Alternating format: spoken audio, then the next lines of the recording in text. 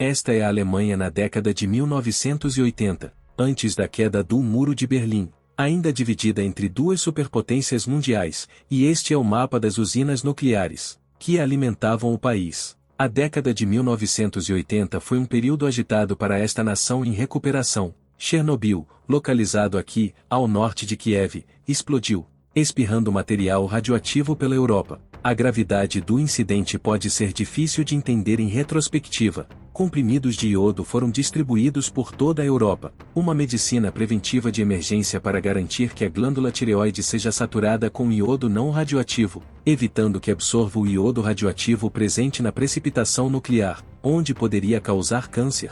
A precipitação de Chernobyl se espalhou com os ventos do oeste pela Europa, e as notícias se espalharam ainda mais rápido. As pessoas da Europa estavam com medo. Chernobyl recebeu a classificação mais alta na escala internacional de eventos nucleares. 1.7, um acidente grave com uma grande liberação de materiais radioativos. Ou, em termos menos técnicos, a Europa foi pulverizada com poeira de câncer. Este evento, compreensivelmente, causou um grande impacto no apoio à energia nuclear em todo o mundo. Mas, esse não foi o início do movimento antinuclear na Alemanha. Em 1975, 30.000 manifestantes ocuparam o local de construção de uma nova usina nuclear no sudoeste da Alemanha, na fronteira com a França. Em 1979, 7 anos antes de Chernobyl, 200.000 manifestantes foram às ruas da Alemanha após o desastre nuclear de 3 Mile Island nos Estados Unidos. O movimento antinuclear na Alemanha foi um movimento de base, liderado pelo povo e impulsionado pelo temor do perigo muito real que a energia nuclear representa.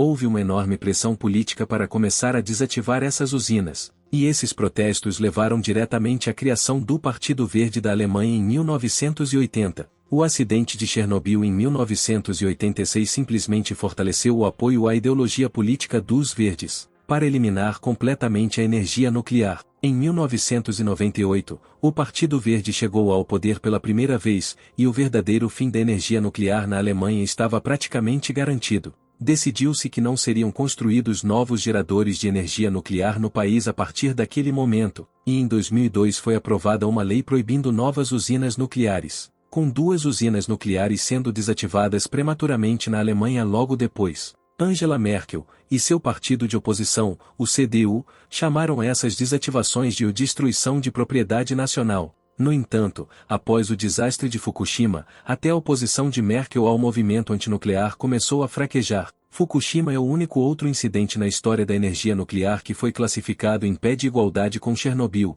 recebendo a classificação mais alta possível devido ao seu impacto no meio ambiente e no povo do Japão. O poder do Partido Verde na Alemanha estava agora em seu auge, ganhando controle em estados influentes e poderosos do sul da Alemanha pela primeira vez. O movimento antinuclear era um futebol político grande demais para ser ignorado, ou talvez futebol nuclear, e o partido CDU de Merkel se juntou ao movimento antinuclear. A energia nuclear havia perdido esta guerra, e as últimas usinas nucleares na Alemanha começaram a se apagar. Em 15 de abril de 2023, a última usina nuclear foi desligada. Segurando-se durante a crise energética causada pela invasão da Rússia na Ucrânia, ela finalmente encontrou seu fim planejado. As imagens de manifestantes celebrando o fim de sua guerra de 50 anos contra a energia nuclear foram recebidas com raiva e desgosto por ativistas pró-nucleares online, refletindo a indignação de Merkel pela destruição de propriedade nacional no início dos anos 2000. Como você poderia celebrar algo que claramente prejudica os objetivos da Alemanha de energia limpa? O fechamento de suas instalações nucleares fez com que a Alemanha dependesse muito mais de combustíveis fósseis do que seu vizinho, a França. Assim é um dia típico na França. A energia nuclear fornece a base, fornecendo 65 a 75% da energia do país, dependendo da hora do dia. Eólica, solar e hidroelétrica também desempenham seu papel, com uma pequena quantidade de usinas a gás flexíveis disponíveis para aumentar rapidamente quando necessário, liberando apenas 30-40 gramas de dióxido de carbono por quilowatt-hora gerado. A França está em um grupo seleto, um gigante industrial, independente energeticamente, não dependente de importações estrangeiras de combustíveis fósseis, e não apenas abastecendo seu próprio país com energia de baixo carbono, também apoia sua própria economia exportando enormes quantidades dessa energia para seus vizinhos, por meio de interconexões de alta voltagem.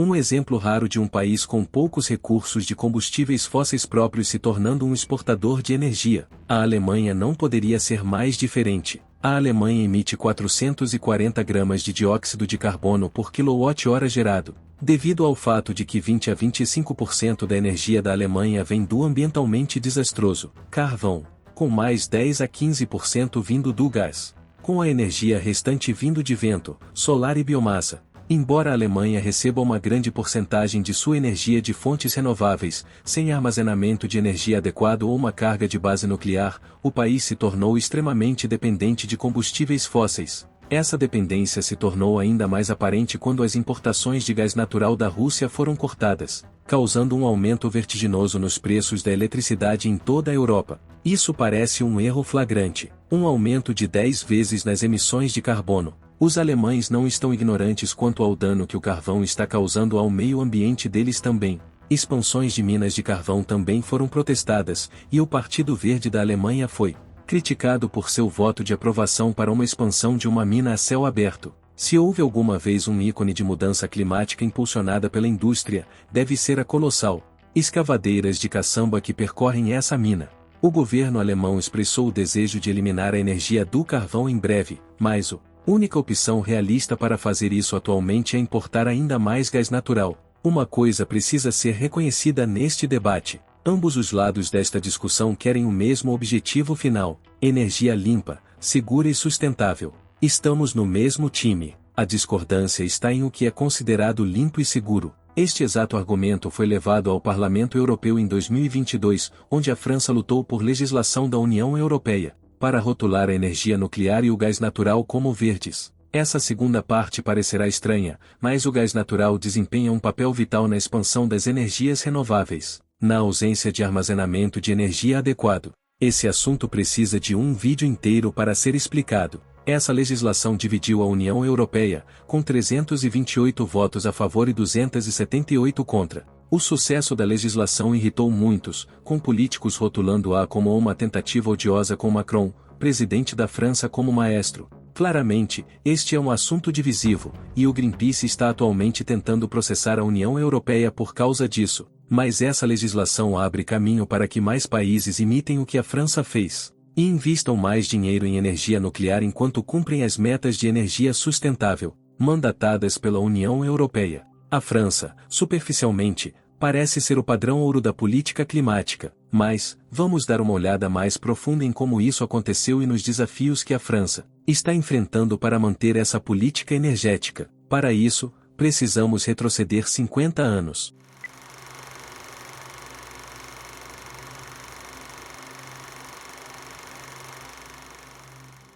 É 1973. As forças egípcias e sírias lançaram um ataque surpresa a Israel no feriado judeu de Yom Kippur na tentativa de recapturar terras na península do Sinai, tomadas do Egito em 1967 durante a Guerra dos 6 Dias. Os aliados ocidentais de Israel correram para apoiar seus contra-ataques, e em retaliação, a União dos Exportadores Árabes de Petróleo impôs um embargo às exportações para esses países, causando um aumento nos preços do petróleo em todo o mundo. Apesar da França não ser alvo desses embargos, foi um alerta para o poderoso país. Com poucos recursos energéticos próprios, sua economia era extremamente vulnerável à manipulação externa. A energia nuclear era a resposta, e a partir de 1974, a capacidade de energia nuclear cresceu rapidamente, com usinas nucleares entrando em operação e capacidade aumentando. Ao longo desses 23 anos, a França aumentou sua capacidade nuclear a uma taxa impressionante, construindo 56 reatores em 19 locais diferentes.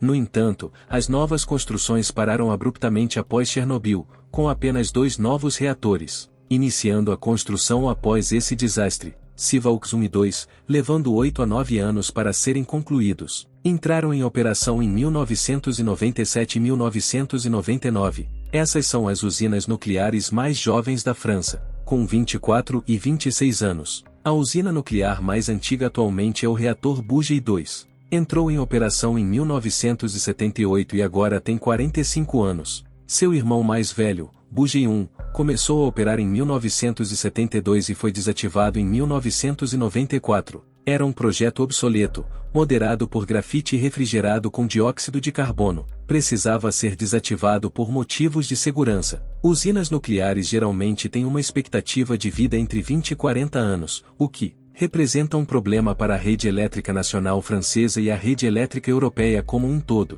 Em 2022, no meio de uma crise energética desencadeada pela invasão da Rússia à Ucrânia, o provedor de energia da França, a EDF, recebeu ordens do órgão regulador nuclear do país para inspecionar todas as usinas após uma rachadura de 23 milímetros de profundidade ser encontrada em um tubo de resfriamento de 27 milímetros de espessura que circula água de resfriamento de baixo nível radioativo para o reator. As rachaduras se formaram como resultado de fadiga térmica em uma costura de solda, onde ciclos de aquecimento e resfriamento fizeram com que o tubo se expandisse e contraísse. Essa rachadura poderia ter rompido o tubo a qualquer momento, e sua presença levantou o alarme sobre o estado da energia nuclear no país, e subsequentes rachaduras foram encontradas em outros reatores. Na sequência dessas descobertas, a produção de energia nuclear do país atingiu seu ponto mais baixo em 34 anos, enquanto essas usinas foram desligadas para inspeção e reparos. Esse problema foi resultado de décadas de subinvestimento e má gestão da energia nuclear na França,